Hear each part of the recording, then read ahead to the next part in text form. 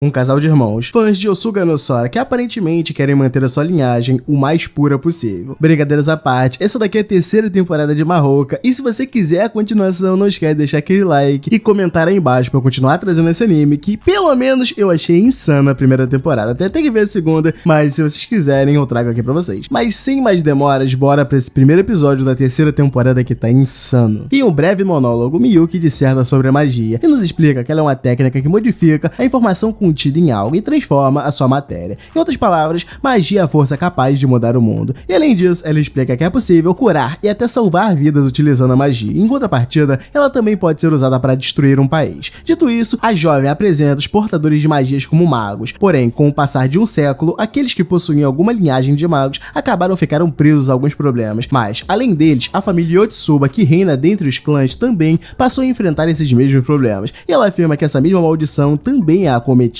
Nisso, ela é levada para um local em específico e o seu irmão pede para ela não se preocupar, pois eles mudaram muito de 3 anos pra cá. Nisso, Miyuki nota que ele está certo, afinal, os sentimentos dela por Tatsuya são diferentes. E no dia seguinte, eles seguem até a nova escola e ao se encontrarem com Mikihiko, Tatsuya pergunta o que o garoto acha do uniforme da turma 1 e Mikihiko apenas muda de assunto, perguntando o que Tatsuya acha do uniforme de engenharia mágica e ele explica que o seu uniforme é feito baseado apenas nas aparências. Isso, Erika concorda com ele e explica que até mesmo a Mizuki aparenta estar mais solta agora, mas ao ouvir isso a garota diz que não é verdade, mas Erika nota a tentativa de Mizuki em tentar disfarçar e após isso Amy vai até a sala de Tatsuya e nota que Mizuki está ao lado dele novamente. Nisso ela afirma que deveria ter se candidatado para engenharia mágica também, então Tatsuya lembra que os alunos não são proibidos de entrar em outras salas de aula, portanto ela não precisa se preocupar com isso e Mizuki por sua vez explica que eles só estarão tendo aulas em salas diferentes e no meio da conversa um garoto vai até ele e se apresenta como Tomitsuka Hagane e ao apertar a mão do garoto Tatsuya pensa que ele é da família Tomitsuka, um dos 100 clãs mais fortes. Nisso, Erika se surpreende ao vê-lo na aula de engenharia mágica, afinal, ele ficou em 5º lugar todo ano. Nisso, o garoto explica que a sua família é muito melhor nessas questões teóricas do que a prática. Enquanto isso, Tatsuya se lembra um pouco mais sobre Tomitsuka e explica que se a distância for 0, o garoto possui uma força sem igual. No entanto, ele é péssimo usando magia de longa distância. Nisso, Erika entra na sala e vai até o garoto cumprimentá-lo. E ao ver Tomitsuka a chamando de Aketia, ela pede para ele chamá-la apenas de Amy. Porém, ele a lembra que ela também se dirige a ele como Tomitsuka. Nisso, Amy se dispõe a chamá-lo como ele quiser também. Ao se sentir envergonhado, o garoto deixa o local e diz que eles podem conversar em um outro momento.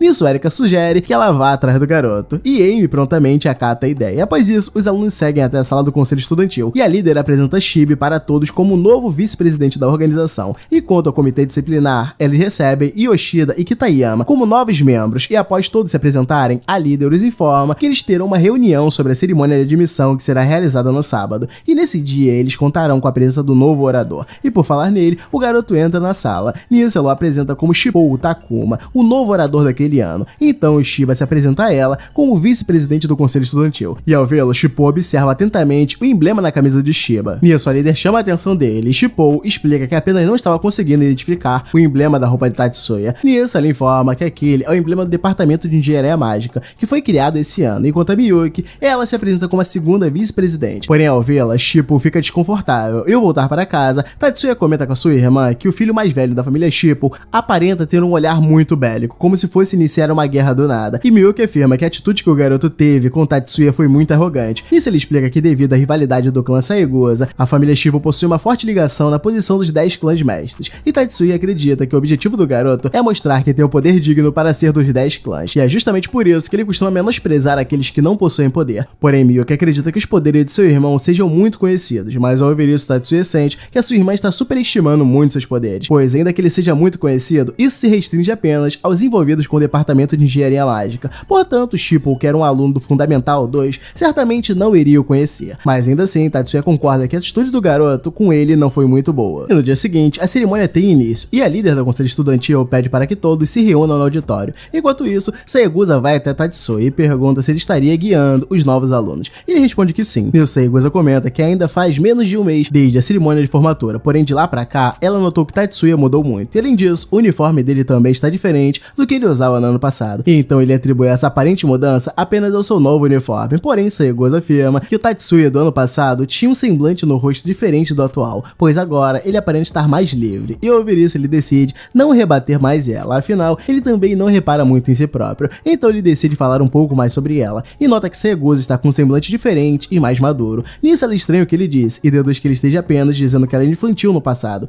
porém ele afirma que nunca encarou como uma criança em nenhum sentido. Nisso ela o puxa pela camisa e pergunta o que ele quis dizer com ela ser uma outra pessoa, e Tatsuya afirma que não é nada demais, porém ela continua insistindo que há algo mais profundo no que ele disse, e de repente uma garota chamada Kazumi vê Tatsuya perto de seu senpai e vai até ele para separar dela, e ao ver isso Saegusa se assusta e acaba tropeçando, mas antes dela cair no chão, ele a segura. Isso deixa Kazumi ainda mais irritada, e quando ela tenta atacá-lo, Tatsuya a segura pelo pé e arremessa a garota para longe, porém ele a salva com magia. Nisso Tatsuya nota que a garota teve uma fórmula mágica anexada ao seu corpo perfeitamente, sem danificar o aprimoramento de informações. Então Izumi vai ver como a garota está, e Kazumi alerta que Shiba é um cara muito forte. Nisso Saegusa vai até a garota e manda ela parar com aquilo, porém a garota insiste, diz que Tatsuya estava tentando fazer algo pervertido com ela. Nisso Saegusa explica que não estava acontecendo nada demais entre eles, e em seguida ela se desculpa com Tatsuya por aquela situação chata, e manda suas irmãs fazerem o mesmo. Nisso Tatsuya pede para ela levantarem a cabeça, afinal, o resultado das ações dela não ocasionaram nada ruim, e além disso, ele já sabia que Kazumi iria parar o seu ataque contra ele no último instante, e de repente, Miyuki aparece por lá também, e puxa assunto com Saegusa, e quando Kazumi fixa seus olhos em Miyuki, ela fica encantada e sem saber o que dizer. Nisso, Mayumi manda cumprimentar a irmã de Tatsuya, então Kazumi vai até ela e pede para poder chamá-la de Miyuki-senpai. Em seguida, ela se lembra da performance de Miyuki na competição dos 9 colégios, e afirma que ela mandou muito bem. Além disso, Kazumi diz que ela é muito mais bonita vista de perto. Nisso, ela pede para a garota se tornar a sua Onesan, porém Mayumi nota que a sua irmã já está passando do limite, e lembra que a sua irmã mais velha é ela, e de repente, Minami entra na conversa e sugere que Mayumi se case com Tatsuya, pois assim Kazumi poderá fazer parte da família de Tatsuya, mas ao ouvir isso, Kazumi afirma que ele é contra essa ideia, porém Izumi pensa o contrário, e diz que se a sua irmã se casar com Tatsuya, ela poderá ser a irmã de Miyuki, mesmo que de forma simbiótica. Nisso, Mayumi dá um cascudo em cada uma de suas irmãs, e se desculpa por elas falarem tanta besteira, porém Tatsuya diz que ela não precisa se preocupar. Nisso, Mayumi deixa o local e promete se redimir por isso em alguma outra oportunidade. Enquanto Tatsuya ele decide seguir para o auditório, pois a cerimônia de admissão está prestes a começar, e no fim da cerimônia, Tatsuya descobre que Shippou se recusou a entrar para o conselho estudantil, pois o seu objetivo é se dedicar 100% ao clube. Nisso, Miyuki começa a pensar sobre quem deve assumir o lugar de Shippou, e então ela sugere colocar Minami no lugar dele, mas ao ouvir isso, Tatsuya diz que não é uma boa ideia, afinal eles devem recrutar o melhor aluno para o conselho estudantil, portanto, eles devem selecionar os alunos com base em suas pontuações no vestibulinho.